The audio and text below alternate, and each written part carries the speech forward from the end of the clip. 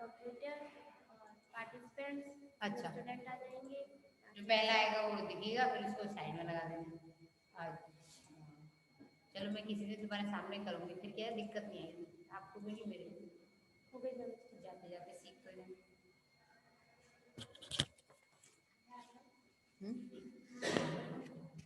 Course होने वाला है क्या जल्दी।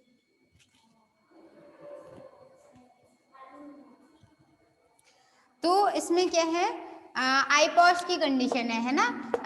ये हो गया इनहिबिटर, ये हो गया promoter, operator and structural gene, ठीक है ना। तो अब इसमें क्या है, इनहिबिटर है, ये क्या करेगा, अगर ये एक्टिव रिप्रेसर बनाता है, यानी कि सक्रिय संदमक बनाया इसने,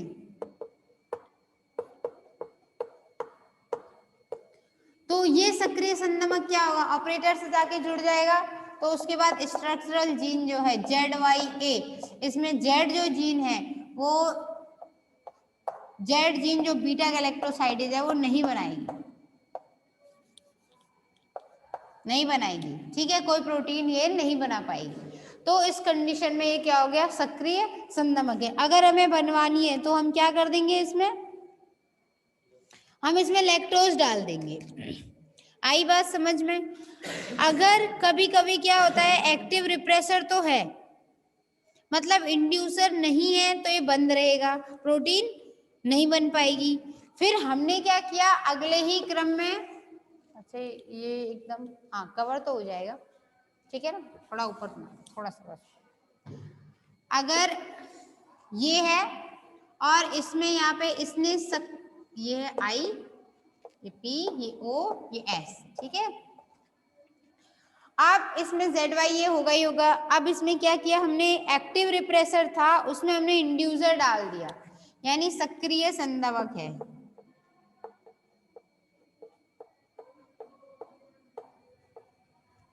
इसमें हमने इसके साथ में क्या डाल दिया, इंड्यूसर या प्रेरक। तो ये इंड्यूसर सक्रिय संदमक के साथ क्या कर लेगा, क्रिया कर लेगा, और उसके बाद जो संदमक है वो निष्क्रिय हो जाएगा। अब ये क्रिया, ये यहाँ से जुड़ नहीं सकता, अब ये नहीं जुड़ सकता ऑपरेटर से, तो फिर क्या होगा, ये प्रोटीन यहाँ बन जाएगी। तो ये बन गई यहाँ पे प्रोटीन। कौन सी प्रोटीन बनानी थी हमको, बीटा गैलेक्टोसाइडेज।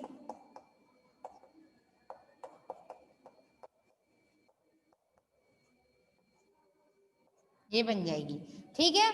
और संदमक या ये हो गया सक्रिय संदमक, ठीक है, प्रेरक, ये ऑपरेटर से नहीं जुड़ सकता है। आ गई बात समझ में। तो आगे बात करते हैं कि इस तरीके से जीन रेगुलेट की जाती है, ठीक, तो उसे क्या बोलेंगे, रेगुलेटर। तुम्हारे कोर्स में इतना ही है, रिप्रेसर कोशिका में राइबोसोम होता है, जहां से होकर ऑपरेटर जीन से बन जाता है। क्योंकि रिप्रेसर विषरणशील होते हैं, इसलिए रेगुलेटर जीन संरचनात्मक जीन के पास नहीं होती है, लेकिन संरचनात्मक जीन का नियमन इस तरीके से होता है। कभी कभी रेगुलेटर जीन में उत्परिवर्तन हो जाता है और रिप्रेसर नहीं हो पाता है, तो फिर अब मान लो ये जीन ही क्या है, उत्परिवर्तित हो गई।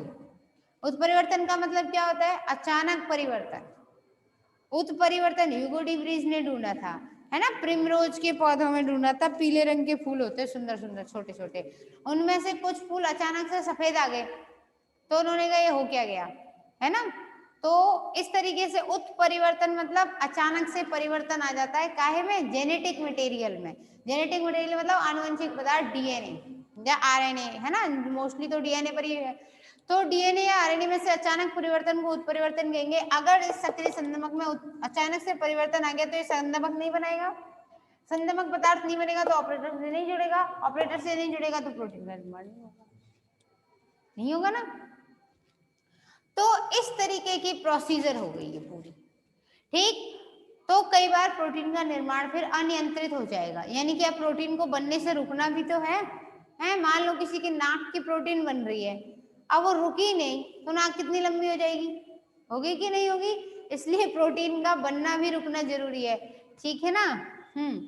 अब उन प्रोटीन को बनने से रोकने के लिए कई बार क्या होता है, अनावश्यक रूप से एंजाइम जब बनते रहेंगे या प्रोटीन बनते रहते हैं तो उसे कहते हैं अहेतुक प्रभेद। ठीक है ना।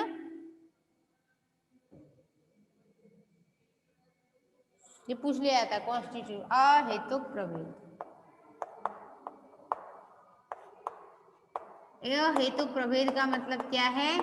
इंड्यूसर जीन में, सॉरी हाँ इसमें इनहिबिटर, आई जीन में उत्परिवर्तन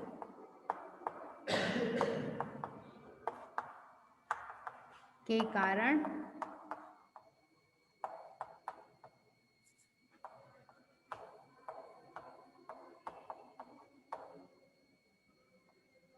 अनियंत्रित जीन संश्लेषण।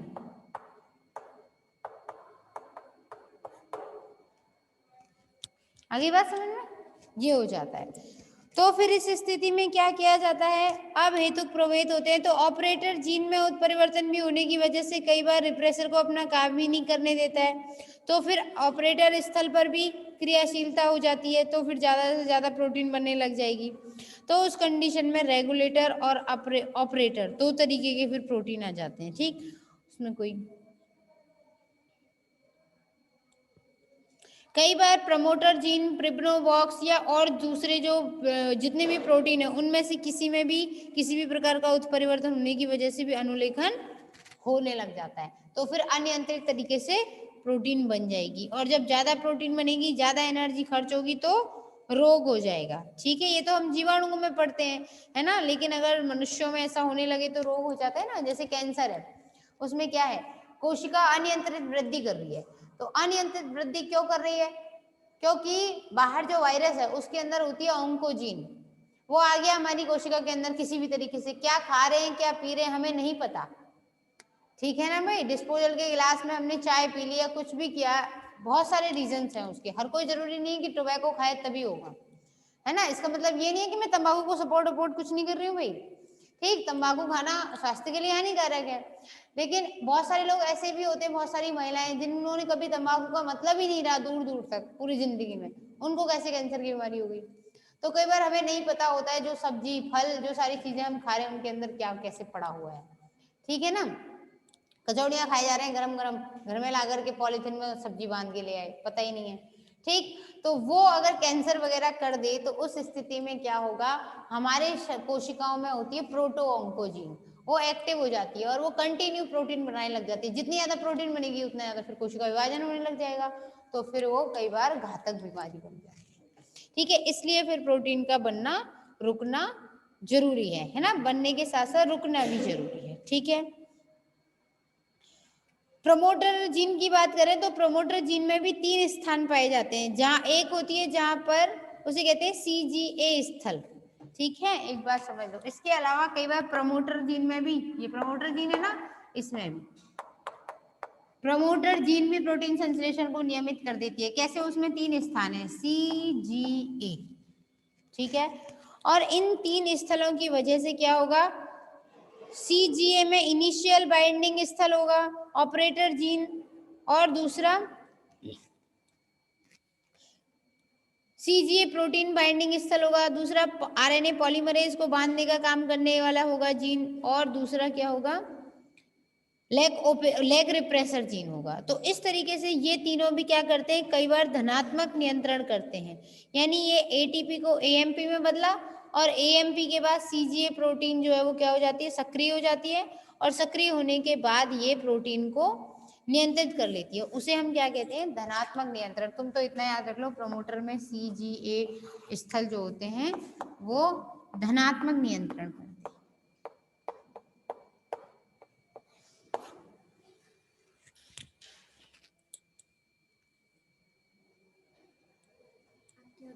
रूम नंबर 3,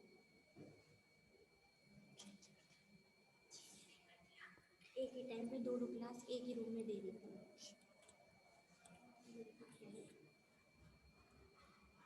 अच्छा, ये और जी आपके भी रूम नंबर 2 में दे देती हूँ।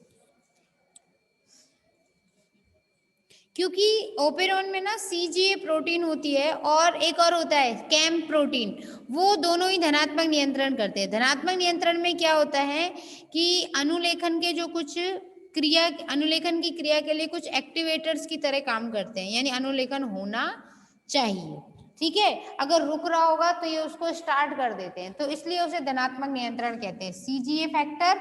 और एक और होता है साइक्लिक एएमपी, एडिनोसिन मोनोफॉस्फेट, ये तो एटीपी से बना, और ये साइक्लिक मतलब गोल संरचना में होंगी। तो कैंप और सीजीए दोनों ही धनात्मक नियंत्रण करते हैं, ठीक है। धनात्मक नियंत्रण का मतलब क्या है, स्टार्ट कर देंगे अनुलेखन को, क्या कर देंगे,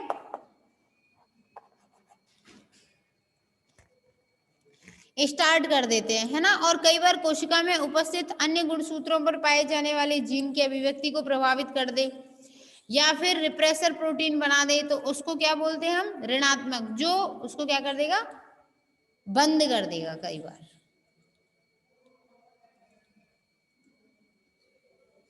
एक और होता है उसे बोलते हैं हम फीडबैक इनहिबिशन या पुनर्भरण।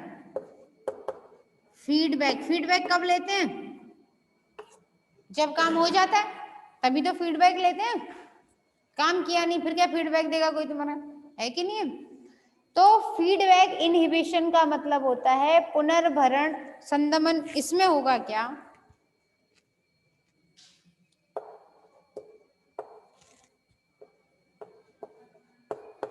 पुनर्भरण निरोध,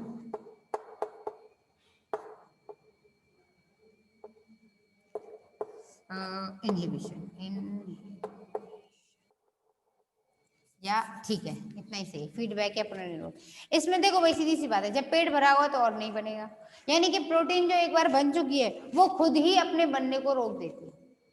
जैसे आपने कभी पढ़ा होगा कैटेलिस्ट होते हैं ना, उत्प्रेरक, जो किसी भी क्रिया की दर को बढ़ा देते हैं या कम कर देते हैं, ज्यादातर क्रिया की दर को बढ़ाने में ही काम में आते हैं। तो इसी तरीके से ये पुनर्भरण निरोध में क्या होगा कि कुछ ऐसे केमिकल्स, मतलब कोई प्रोटीन बन गई, अब वो ओपेरॉन को खुद ही जाकर के बंद कर देगी, ठीक है, जिससे कि और उसे ना बनाया जाए, खुद ही खुद को बनने से रोक देना। भाई सीधी सी बात है ना, जैसे कई बार हो जाता है कि टीचर्स एक बार कोर्स पूरा करवा दिया, उसके बाद आपको रिवीजन करना है तो करो, नहीं तो फिर एक बार रिवीजन भी करवा दिया तो फिर खुद ही क्लास बंद कर देते हैं। कई बार डॉक्टर्स भी पेशेंट का इलाज करते करते फिर एक टाइम पे खुद ही कह देते हैं कि अब इन्हें दवाई की जरूरत नहीं है। समझ आई बात। ठीक ऐसा ही यहाँ पर होता है, आर्जिनिन वगैरह बन गए, एक बार बन गया प्रोटीन, अब वो कई बार खुद ही खुद को बनने से रोक देते, ठीक है। आप भी तो कर लेते हो कई बार ऐसा, पढ़ते पढ़ते अब खुद को रोक दिया, हाँ बहुत पढ़ लिए अब नहीं पढ़ रहा, है ना। तो खुद का खुद ही क्या कर दिया, कंट्रोल कर लिया, तो उसको बोलते हैं फीडबैक इनहिबिशन।